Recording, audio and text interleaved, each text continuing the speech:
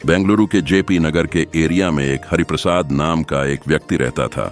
हरिप्रसाद को नितिन नाम का एक बेटा था जो उस एरिया के इंटरनेशनल स्कूल में 5th स्टैंडर्ड में पढ़ाई करता था। हरिप्रसाद बेंगलुरु के एसपी रोड में हार्डवेयर शॉप का मालिक था। बहुत सालों से व्यापार में बहुत सारे प्रोडक्ट्स बेच के हरिप्रसाद ने खूब पैसा कमाया था। इतने पैसे कमाने के बाद भी हरिप्रसाद संतुष्ट नहीं था। उसे और पैसे कमाने का लालच था। पैसे बचाने के कारण वो हर रोज अपने बेटे नितिन को खुद अपने गाड़ी में स्कूल छोड़ने जाता था।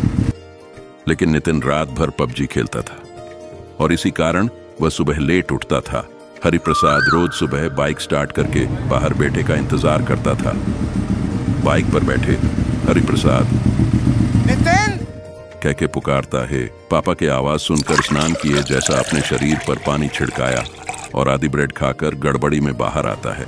बाहर आए अपने बेटे को देखकर हरिप्रसाद बोलता है, कितने बार तुझे समझाया है नितिन कि जल्दी तैयार हो या करो। अब देखो स्कूल के लिए सिर्फ 10 मिनट बाकी है। तुम्हें स्कूल छोड़कर मेरे ऑफिस जाने के लिए बहुत देर हो जाएगी। अपने बेटे को डांटने पे तभी उसकी पत्नी आती है। क्यों मेरे बेटे को डांट रहे हो?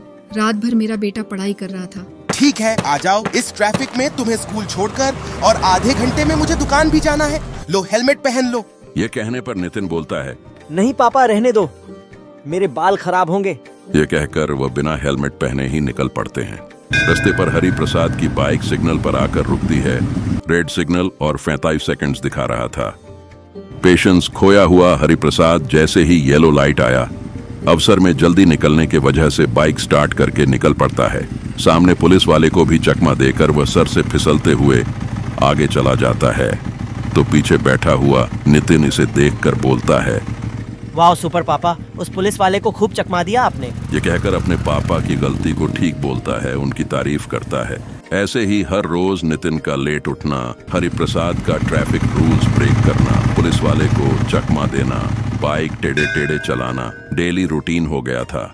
एक दिन हर रोज की तरह हरिप्रसाद सिग्नल ब्रेक करते हुए अपने बाइक को चलाकर जाते समय उसके ही जैसा एक और व्यक्ति सिग्नल ब्रेक करते हुए लेफ्ट साइड से अपने बाइक से घुस जाता है। तो इससे बचने के लिए हरिप्रसाद ब्रेक मारता है तो वह सीधा ट्रैफिक पुलिस के सामने जाकर बाइक से स्लिप होकर अपने बेटे के साथ गिर पड़ता है।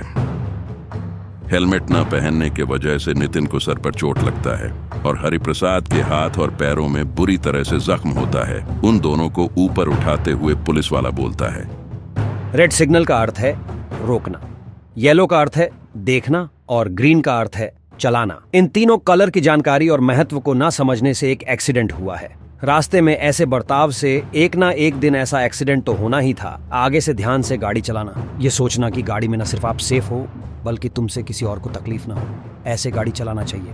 ये कहकर उन दोनों को ऑटो में हॉस्पिटल भेजता है। इस कहानी से हमें ये सीख मिलती है कि हमें ट्रैफिक रूल्स सिर्फ हमारी सुरक्षा के लिए नहीं बल्कि औरों की सुरक्षा के लिए भी फॉलो करनी चाहिए और हमेशा हेलमेट पहनकर गाड़ी में राइड्स करना चाहिए। और रात भर मोबाइल पर खेलना, गड़बड़ी में तैयार होना, ये सब छोड़कर जल्दी सोकर जल्दी उठना, टाइम से पहले घर छोड़ना और आराम से स्कूल और दुकान पहुंचने में हमारी सेफ्टी है और ये अच्छी प्रैक्टिस भी है। आनंदपुर नाम के एक गांव में सूरज और धीरज नाम के 2 दोस्त रहते थे। उन दोनों की दोस्ती गांव में एक मिसाल थी और उस गांव में कोई भी उनके बारे में पूछता था तो, भाई साहब, इस गांव में सूरज धीरज है ना, उनका घर कहाँ पड़ता है जरा?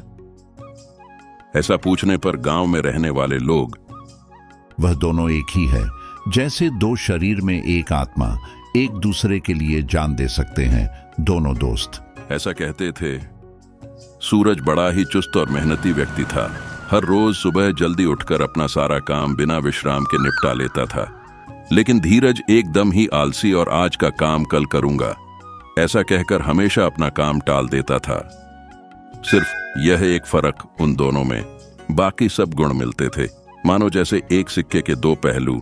जो कोई भी गांव वाला धीरज को देखता तो पूछता, अरे ये क्या धीरज, तुम्हें अपने दोस्त सूरज जैसे मेहनत करके कुछ कमाना नहीं चाहिए क्या? थोड़ा तो जिम्मेदार बनो। ऐसी सलाह देते थे। जब सूरज और धीरज को कोई काम करना पड़ता तो दोनों एक साथ मिलकर बैठकर पूरी चर्चा करने के बाद ही कोई निर्णय लेते थे। लेकिन एक बार सूरज दुकान खोलने का निर्णय करके धीरज को कुछ भी नहीं बताते हुए दुकान देखकर उसका एडवांस देकर आ जाता है। अगले दिन दुकान का सारा सामान ले आता है। पूरे गांव में इस बात की चर्चा थी, लेकिन धीरज इससे बिल्कुल अनजान था। रास्ते में धीरज को देखकर एक व्यक्ति बोला, यह क्या धीरज, 3 दिन से तुम्हारा दोस्त सूरज दिन रात एक करके दुकान तैयार कर रहा है। तुम मदद नहीं कर सकते, कोई बात नहीं, लेकिन इस समय कम से कम उसके साथ तो रह सकते हो ना। यह बात सुनकर धीरज के पैरों तले जमीन खिसक गई और वह बिना कुछ कहे वहां से निकल जाता है। धीरज रात भर सूरज की इस बर्ताव के बारे में सोचता रहा। क्या सूरज भी मुझे बाकी लोगों की जैसे बेकार समझता है?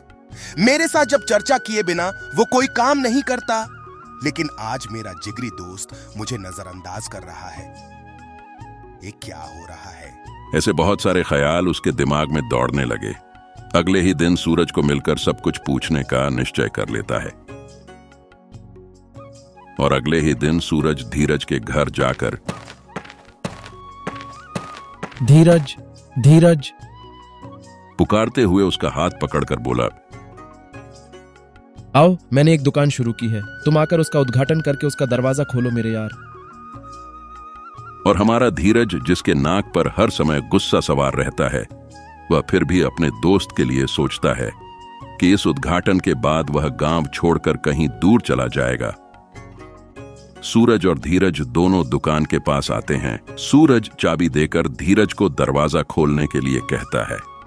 धीरज दरवाजा खोलता है और एकदम चमचमाती दुकान को देखकर चाबी सूरज के हाथ में थमाते हुए, तेरा भला हो, ऐसा कहता है। और उसी समय सूरज उस चाबी को धीरज को देकर उसे सीधा मालिक की कुर्सी पर बिठाकर कहता है, चलो, आखिरकार मेरा दोस्त दुकान का मालिक बन ही गया। यह सुनकर धीरज आश्चर्य से सूरज को देखता है और तभी सूरज बोलता है, ऐसा क्या देख रहे हो दोस्त? गांव वाले सब तुम्हें आलसी आलसी कहते रहे और तुम्हारा यह दोस्त चुपचाप देखता रहा है। पहली बार तुम्हें बिना पूछे कोई काम किया है, मुझे माफ करना मेरे यार। यह बात सुनकर धीरज की आंखों में आंसू भर आते हैं और वह सूरज को एक जादू की झप्पी देता है। सालों तक वह ईमानदारी और शिद्दत से अपनी दुकान चलाता है और एक दुकान से 2 दुकान का मालिक बन जाता है। दूसरी दुकान सूरज के नाम कर देता है। ऐसी ही कई सालों तक वह दोनों साथ साथ खुशी से अपना जीवन व्यतीत करते हैं। क्यों हमें किसी का दोस्त बनने से पहले अच्छी से सोचना चाहिए, लेकिन एक बार दोस्ती कर ली तो सही हो या गलत, हमें अपने दोस्त का साथ कभी नहीं छोड़ना चाहिए। हमेशा उसका हौसला बढ़ाते रहना चाहिए।